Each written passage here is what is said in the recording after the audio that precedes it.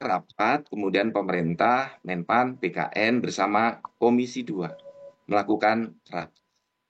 Nah, dalam rapat itu ada kesimpulannya tanggal 5 Maret kemarin bahwa seleksi CPNS dan P3K memprioritaskan fresh graduate dalam rangka meningkatkan kualitas birokrasi menuju Indonesia Emas. Ini kesimpulan yang pertama.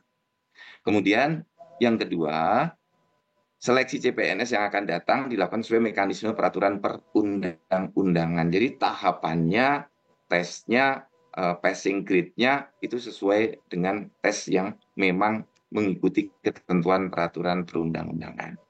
Kemudian pengangkatan CPNS 2024 paling lambat bulan Oktober 2025 dan pengangkatan P3K 2024 pada bulan Maret 2026. Ya, ini di 2026 Anda salah ketik. Kalau kita baca di dalam eh, keputusan rapatnya, kesimpulan rapat. Kemudian yang nomor 4, tidak ada lagi pengangkatan tenaga non ASN di instansi pusat dan daerah. Jadi ini adalah afirmasi yang terakhir, ya, afirmasi yang terakhir. Ini tolong tukang ketiknya diperbaiki dulu, di slide langsung diperbaiki bulan Maret 2026, ya. Nah, dari kesimpulan rapat itu ditindaklanjuti oleh Ibu Menteri, dan di dalam rapat kerja dengan DPR juga sudah disampaikan bahwa akan dilakukan pengangkatan untuk CPNS TMT di 1 Oktober 2025 dan P3K TMT 1 Maret 2026. Ini sudah disampaikan Ibu Menteri di depan rapat kerja.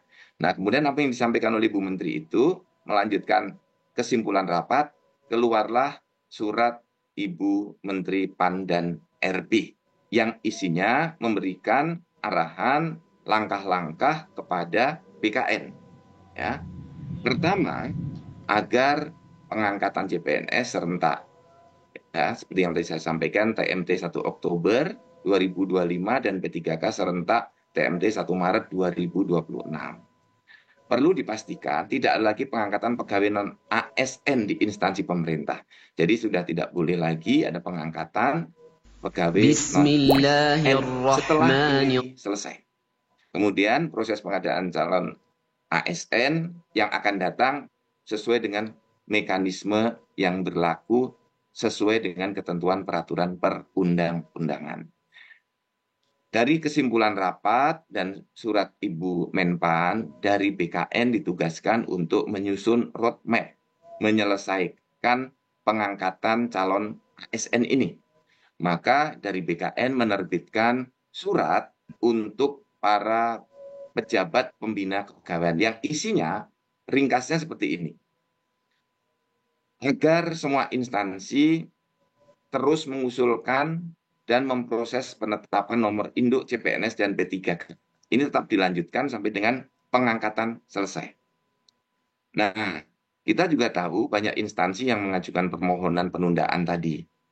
Kemudian pengangkatan CPNS akan kita lakukan sesuai dengan surat Ibu Menpan di 1 Oktober 2025 dengan SPMT-nya bersamaan, surat pernyataan melaksanakan tugas. Jadi bareng. Jadi terima SK sekaligus SPMT. Kemudian yang P3K juga begitu, TMT 1 Maret, SPMT-nya atau perjanjian kerjanya juga mulai 1 Maret. Artinya tidak ada lagi yang tidak sesuai antara TMT dengan SPMT. Dan kita memastikan bahwa semua yang sedang berproses ini tetap dilanjutkan untuk diangkat menjadi CPNS dan P3K. Bagaimana kalau yang sudah melampaui syarat batas usia pengangkatan bagi yang P3K, tetap dilakukan pengangkatan perjanjian kerja 1 tahun. Ini. Jadi kalau yang sudah mau pensiun tetap diangkat walaupun sudah melewati masa pensiunnya. Karena dari pemerintah sangat berharap tidak ada yang dirugikan dari proses ini. Kemudian yang keenam, semua usulan ya dan penetapan nomor induk CPNS dan P3K tidak boleh ada yang dihentikan. Semuanya berjalan terus.